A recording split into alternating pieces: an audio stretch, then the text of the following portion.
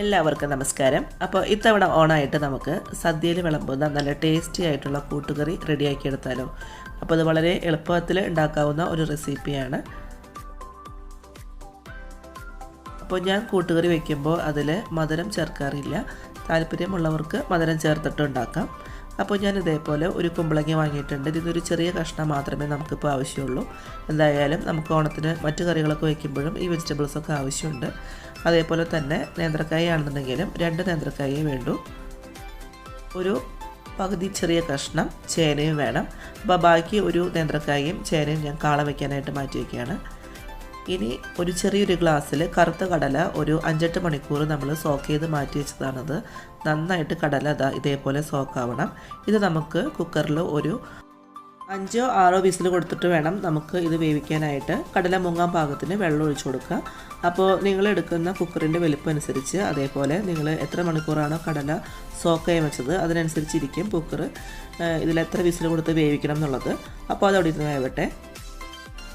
അപ്പോൾ ഈ ഒരു ടൈമിൽ നമുക്ക് ഒരു ബൗളിലേക്ക് കുറച്ച് വെള്ളം എടുത്തിട്ട് അതിലേക്ക് ഉപ്പിട്ട് കൊടുക്കുക. കായ അരിഞ്ഞിടുമ്പോൾ അത് കറക്കാണ്ടിരിക്കാനുള്ള ഒരു ചെറിയ ടിപ്സും കൂടിയാണത്.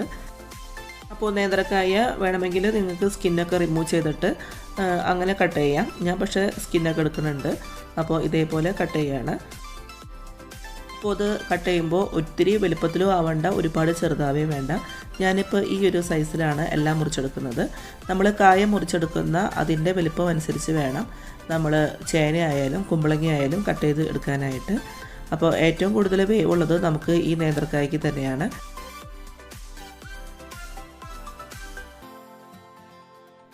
അപ്പോൾ നമുക്ക് ഈ 2 നേന്ത്രക്കായും ഇതേപോലെ കട്ട് ചെയ്ത് മാറ്റി വയ്ക്കാം. അപ്പോൾ സദ്യയിൽ ഓൾറെഡി മത്തനും പയറും എലിശ്ശേരിക്കൊക്കെ അത്യാവശ്യം ഞാൻ മധുരം ചേർക്കാറുണ്ട്. ശർക്കര പാവ് ഒരുക്കിയിട്ട് നമ്മളിതിന് മുമ്പ് അത് റെസിപ്പി പോസ്റ്റ് ചെയ്തിട്ടുണ്ടായിരുന്നു. കാണാത്തവരൊക്കെ ഒന്ന് കണ്ടു നോക്കുക. അതുകൊണ്ട് തന്നെ നമ്മൾ കൂട്ടുകറിക്കും മധുരം ചേർക്കാറില്ല. അപ്പോൾ മധുരം വേണമെന്നുള്ളവർക്ക് ഒരു കുറച്ച് ശർക്കര നീരൊക്കെ ചേർത്തി കൊടുക്കാം. നമ്മളിപ്പോൾ അങ്ങനെയല്ല ഉണ്ടാക്കുന്നത്, മധുരം ചേർക്കാതെയാണ്. അതേപോലെ തന്നെ വേറൊരു ബൗളിലും വെള്ളം ഞാൻ എടുത്ത് വെച്ചിട്ടുണ്ട്. ഇനി നമുക്ക് ഈ ചേന പകുതി എടുത്ത് കട്ട് ചെയ്ത് എടുക്കാം. അപ്പോൾ പകുതി ചേന ഞാൻ മാറ്റി വയ്ക്കുകയാണ് നമുക്ക് കാളൻ ഉണ്ടാക്കാനായിട്ട്. അപ്പോൾ ഇത്തവണ ഞാൻ പകുതി ചേനയും അതേപോലെ തന്നെ ഒരു നേന്ത്രക്കായും ബാക്കിയുണ്ട്. ഇത് രണ്ടും വെച്ചിട്ടാണ് ഇത്തവണ ഓണത്തിന് കാളൻ ഉണ്ടാക്കുക. അപ്പോൾ അതോടെ ഇരിക്കട്ടെ. അപ്പോൾ ചേന ഇതേപോലെ ചെറുതാക്കി കട്ട് ചെയ്ത് അതിൻ്റെ സ്കിന്നൊക്കെ മാറ്റിയതിന് ശേഷം നമുക്ക് അതും ചെറുതാക്കി മുറിച്ചെടുക്കാം.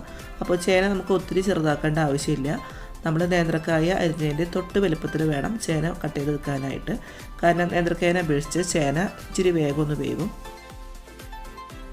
അപ്പോൾ ചേന നമുക്ക് കട്ട് ചെയ്യുന്ന സമയത്ത് മിക്ക ആൾക്കാർക്കും കയ്യിൽ ചൊറിച്ചിലൊക്കെ വരും. അപ്പോൾ ആ ഒരു സമയത്ത് നമ്മൾ ചേന എടുക്കുന്നതിന് മുമ്പ് തന്നെ കയ്യിൽ കുറച്ച് വെളിച്ചെണ്ണ തൂക്കി കൊടുക്കുക. എന്നിട്ട് കട്ട് ചെയ്താൽ മതി. അപ്പോൾ നമുക്ക് പിന്നെ ഈ ചൊറിച്ചിലൊന്നും ഉണ്ടാവുന്നില്ല.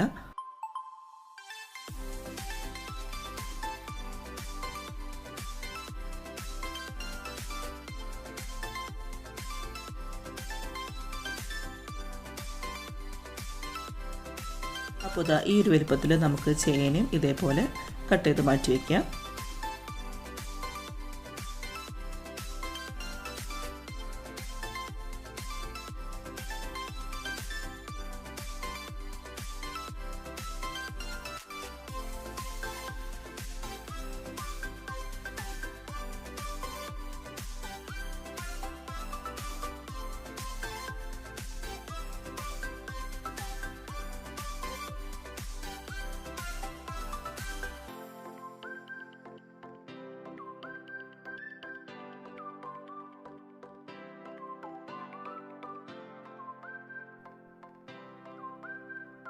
കണ്ടില്ലേ? അപ്പോൾ ഈ ഒരു വലുപ്പത്തിൽ നമ്മൾ ചേനയും നുറുക്കി മാറ്റി വെച്ചു. ഇനി നമുക്ക് കുമ്പളങ്ങ ഇതേപോലെ ഒരു ചെറിയ കഷ്ണം എടുത്തിട്ട് അതും തൊലിയൊക്കെ കളഞ്ഞ ശേഷം കുരുവൊക്കെ കളഞ്ഞ് നമുക്ക് അതും ഒരു മീഡിയം വലുപ്പത്തിൽ നുറുക്കിയെടുക്കുക. കുമ്പളങ്ങ നമ്മൾ ഒറ്റയ്ക്ക് വേവിക്കുമ്പോൾ അതിന് വേഗം വെന്ത് വരും. പക്ഷേ അതിൻ്റെ കൂട്ടത്തിൽ നമ്മൾ മറ്റ് വെജിറ്റബിൾസും കൂടിയിട്ട് വേവിക്കുമ്പോൾ നമുക്ക് അങ്ങനെ പെട്ടെന്ന് വെന്ത് ഉടയൊന്നുമില്ല. ഞാനിപ്പോൾ കായയും ചേനയും കുമ്പളങ്ങയും ഒരുമിച്ചാണ് വേവിക്കാനായിട്ട് പോകുന്നത്.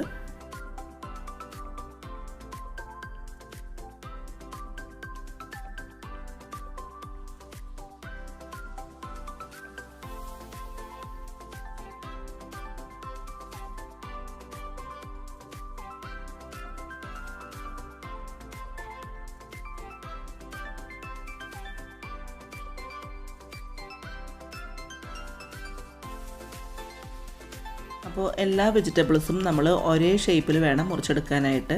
അപ്പോൾ മറ്റോടെ മുറിച്ചെടുത്താലും പ്രത്യേകിച്ച് കുഴപ്പമൊന്നുമില്ല. പക്ഷെ നമുക്ക് കറി വയ്ക്കുമ്പോൾ ഒരു പ്രത്യേക ഭംഗിയായിരിക്കും. നമ്മൾ ഏതൊരു കറിക്കും അതിൻ്റെ രീതിയിൽ വെജിറ്റബിൾസ് ഒരേപോലെ മുറിച്ചെടുക്കുമ്പോൾ. അപ്പോൾ നമ്മൾ കുമ്പളങ്ങയും ഇതേപോലെ നല്ല സ്ക്വയർ പീസസ് ആയിട്ട് തന്നെ മുറിച്ച് മാറ്റി വയ്ക്കാം.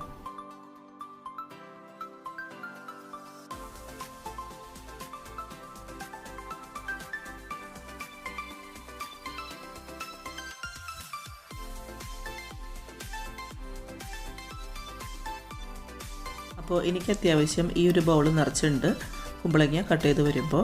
അപ്പോൾ ഏതൊരു വെജിറ്റബിൾസും നിങ്ങൾക്ക് എത്രത്തോളം കറി ആവശ്യമുണ്ട് അതിനനുസരിച്ച് നിങ്ങൾക്ക് കട്ട് ചെയ്താൽ മാത്രം മതി. അപ്പോൾ ഇനിയിപ്പോൾ ഇത്ര ക്വാണ്ടിറ്റി വേണ്ടാന്നുണ്ടെന്നുണ്ടെങ്കിൽ ഓരോ ബൗൾ കണക്കാക്കിയിട്ട് എടുക്കുക. 3 ഈക്വൽ ക്വാണ്ടിറ്റി വേണമെന്ന് മാത്രമേ ഉള്ളൂ. ഇപ്പോൾ ഞാനിവിടെ ചേനയും കായും കുമ്പളങ്ങയും കടലും വെച്ചിട്ടാണ് നമ്മൾക്ക് ഈ കൂട്ടുകറി ഇവിടെ റെഡിയാക്കാനായിട്ട് പോണത്.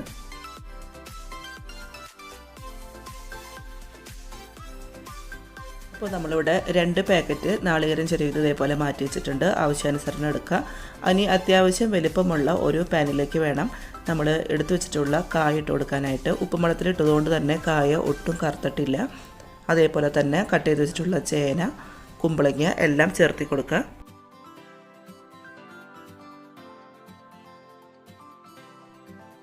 അതിനുശേഷം നമുക്ക് ഈ പച്ചക്കറികൾ വേവാൻ ആവശ്യമായിട്ട് കുറച്ച് ഉപ്പും ഇട്ട് കൊടുക്കുക. അതേപോലെ തന്നെ 1.5 ടീസ്പൂണോളം ഒരു മീഡിയം എരിവുള്ള മുളക് പൊടിയാണ് ഞാൻ ചേർത്തി കൊടുക്കുന്നത്. ഇനി ഒരു 1/4 ടീസ്പൂണോളം മഞ്ഞൾപ്പൊടി,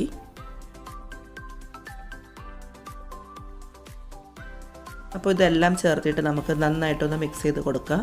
ഇനി ആവശ്യത്തിന് വെള്ളം ഒഴിച്ച് കൊടുക്കുക. ഞാനിപ്പോൾ ഒരു 1/2 കപ്പ് വെള്ളമാണ് ഒഴിച്ചു കൊടുക്കുന്നത്. അപ്പോൾ നിങ്ങളെടുക്കുന്ന പച്ചക്കറിക്ക് അനുസരിച്ച് വേണം വെള്ളം ഒഴിച്ചു കൊടുക്കാനായിട്ട്. ഒത്തിരി വെള്ളം ഒഴിക്കേണ്ട ആവശ്യമില്ല. നമ്മൾ കൂട്ടുകറി വയ്ക്കുമ്പോൾ വെജിറ്റബിൾസും എല്ലാം വെന്ത് ഉടഞ്ഞു പോകരുത്. കണ്ടില്ലേ, ഈ ഒരു രീതിയിൽ വേണം നമുക്ക് വെള്ളം ഒഴിച്ചു കൊടുക്കാനായിട്ട്. ഇനി നമുക്ക് ഇതൊന്ന് അടച്ച് വെച്ച് വേവിക്കാം. അപ്പോൾ ഇടയ്ക്ക് തുറന്ന് ഇളക്കാനും മറന്നു പോകരുത്. ഇനിയിപ്പോൾ പച്ചക്കറിക്ക് അവിടെ വേവുന്ന ഒരു ടൈമിൽ നമുക്ക് ഇതിലേക്ക് ആവശ്യമായിട്ട് കുറച്ച് അരപ്പല്ല ഒന്ന് ചതച്ചെടുക്കണം നാളികേരം. അപ്പോൾ അതിനായിട്ട് ഞാൻ ഇപ്പോൾ ഒരു 1/2 കപ്പ് ഇതൊരു 1/4 കപ്പ്, ഒരു 3/4 കപ്പേ ഞാൻ നാളികേരം ചെറുതെടുക്കണുള്ളൂ. ഒരു തണ്ട് കറിവേപ്പില, 1 ടീസ്പൂണോളം ചെറിയ ജീരകം, കുറച്ച് ആവശ്യത്തിന് വെള്ളം. എന്നിട്ട് നമുക്കിത് മിക്സിയുടെ ജാറിൽ ഒന്ന് നന്നായിട്ട് ചതച്ച് കൊണ്ടുവരാം. അപ്പോൾ ഈ ഒരു ടൈമിൽ നമ്മൾ ഇടയ്ക്ക് തുറന്നിട്ട് നമ്മളുടെ ഈ പച്ചക്കറിക്ക് ഒന്ന് ഇളക്കി കൊടുക്കുകയും വേണം.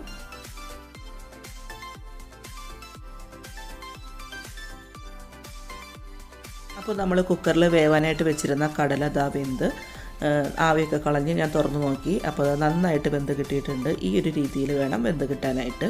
കടല പിന്നെ എത്ര വേവിച്ചാലും നമുക്കൊരിക്കലും കറി അത് ഉടഞ്ഞു പോകുന്നില്ല. ഇതേപോലെ ചതച്ച് ഞാൻ നാളികേരം എടുത്തിട്ടുണ്ട്. ഈ ഒരു രീതിയിൽ വേണം നാളികേരം ചതച്ചെടുക്കാനായിട്ട്. അപ്പോൾ ഈ ഒരു ടൈം കൊണ്ട് തന്നെ നമ്മളുടെ വെജിറ്റബിൾസൊക്കെ നല്ലപോലെ വെന്തിട്ടുണ്ട്. അപ്പോൾ കായും ചേനയും ഒക്കെ ഇതേപോലെ ഒന്ന് ചെക്ക് ചെയ്യുക വെന്തിട്ടുണ്ടോ എന്നുള്ളത്. അപ്പോൾ എല്ലാം പാകത്തിന് വെന്തിട്ടുണ്ട്. ഒരുപാട് വെന്ത് ഉടയാനൊന്നും പാടില്ല. എന്നാൽ നന്നായിട്ട് വേണം. കറക്റ്റ് നമുക്ക് വെള്ളമൊക്കെ വെറ്റി പാകത്തിനായിട്ട് കിട്ടിയിട്ടുണ്ട്. ഇനി ഇതിലേക്ക് നമ്മൾ കുക്കറിൽ വേവിച്ച് വെച്ചിട്ടുള്ള നമ്മളുടെ കടലയും ചേർത്ത് നന്നായിട്ട് ഇളക്കി യോജിപ്പിക്കുക. അതിനുശേഷം നമ്മൾ ചതച്ചെടുത്തിട്ടുള്ള നമ്മളുടെ തേങ്ങ കൂട്ടിട്ട് കൊടുക്കുക. അപ്പോൾ തേങ്ങ ഒരുപാട് അളവ് നമുക്ക് വേണ്ട. നമ്മളൊരു 3/4 കപ്പ് തേങ്ങ എടുത്തിട്ടുള്ളൂ. ഇളക്കി വരുമ്പോൾ ഈ ഒരു രീതിയിൽ നമുക്ക് തേങ്ങയുടെ അളവ് മതി. വറുത്തിടാനാണ് നമുക്ക് കൂടുതൽ തേങ്ങ വേണ്ടത്. ഇനി നമുക്ക് അടുപ്പത്തേക്ക് വലിയൊരു ഉരുളി വെച്ച് കൊടുക്കാം. ഉരുളി നന്നായിട്ട് ചൂടായി വരുമ്പോൾ അതിലേക്ക് കുറച്ചധികം തന്നെ വെളിച്ചെണ്ണ ഒഴിച്ചു കൊടുക്കുക. വെളിച്ചെണ്ണ മൂത്ത് വരുമ്പോൾ 1 ടേബിൾ സ്പൂണോളം കടുക് പൊട്ടിക്കുക. ഇതിലേക്ക് ഒരു 8-10 വറ്റൽമുളക് അധികം ചേർത്ത് കഴിഞ്ഞാൽ നല്ല ടേസ്റ്റ് ആയിരിക്കും. 1/4 ടീസ്പൂണോളം ചെറിയ ജീരകം. ഇനി ഒരു 1.5 ടേബിൾ സ്പൂണോളം ഉഴുന്നുപരിപ്പ് ചേർക്കുക. ഈ ഉഴുന്നുപരിപ്പ് ചേർക്കുമ്പോൾ നമുക്ക് കൂട്ടുകറിക്ക് നല്ലൊരു ടേസ്റ്റ് ആയിരിക്കും. 2 തണ്ട് കറിവേപ്പിലയും ചേർത്ത് നന്നായിട്ടൊന്ന് മൂപ്പിക്കുക. ഇനി സ്റ്റവ് ഒന്ന് താഴ്ത്തിയതിന് ശേഷം ഇപ്പോൾ ഞാൻ 1 കപ്പ് തേങ്ങയിട്ട് നോക്കുകയാണ്. ഇതൊന്ന് വേഗം ഇളക്കുക, അല്ലെങ്കിൽ എല്ലാം കരിഞ്ഞു പോകും. അതിനുശേഷം ഒരു 1/2 കപ്പും കൂടി തേങ്ങ ചേർക്കുന്നുണ്ട്. അപ്പോൾ എപ്പോഴും നമ്മൾ കറിയിലേക്ക് കുറച്ച് തേങ്ങ ഇപ്പോൾ ചേർത്തായിരുന്നു. ജസ്റ്റ് ഒന്ന് ചതച്ചെടുത്തിട്ട് അതെപ്പോഴും അളവ് കുറച്ചെടുക്കാവൂ. കൂടുതലെടുത്തു കഴിഞ്ഞാൽ നമുക്ക് അതൊരു എലിശ്ശേരിയുടെ രൂപത്തിലേക്ക് വരും.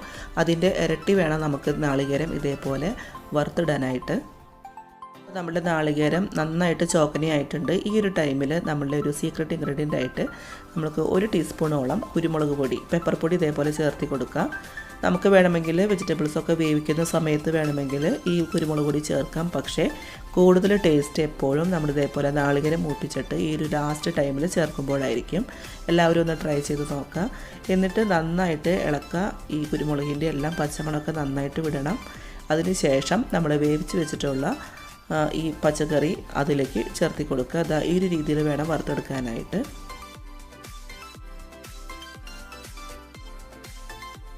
ഇനി നമ്മളുടെ ഈ വെജിറ്റബിൾസ് എല്ലാം ഇതിലേക്ക് ഇട്ട് കൊടുക്കുക. അപ്പോൾ നമ്മൾ എപ്പോഴും ശ്രദ്ധിക്കേണ്ട ഒരു കാര്യം, തേങ്ങ അരയ്ക്കുമ്പോൾ അളവ് എപ്പോഴും കുറച്ചെടുക്കാവൂ, അല്ലെങ്കിൽ ലൂസായിട്ട് ഏലശ്ശേരി പരുവത്തിൽ വരും. അപ്പോൾ കണ്ടില്ലേ, നല്ല കറക്റ്റ് പരുവത്തിലുള്ള നമ്മളുടെ സദ്യക്ക് വിളമ്പുന്ന അതേ രീതിയിലുള്ള കൂട്ടുകറി റെഡി ആയിട്ടുണ്ട്. അപ്പോൾ ഇത്തവണ ഓണത്തിന് എല്ലാവരും ഇത് വീടുകളിൽ ട്രൈ ചെയ്ത് നോക്കുക. നല്ല ടേസ്റ്റി ആയിട്ടുള്ളൊരു റെസിപ്പിയാണ്, ഉണ്ടാക്കാനായിട്ട് വളരെ സിമ്പിളാണ്. അപ്പോൾ എല്ലാവർക്കും അഡ്വാൻസായിട്ട് ഓണാശംസകൾ നേരുന്നു. അടുത്ത ആഴ്ച നല്ലൊരു റെസിപ്പിയുമായിട്ട് വീണ്ടും കാണാം. അതുവരെ എല്ലാവർക്കും നന്ദി, നമസ്കാരം.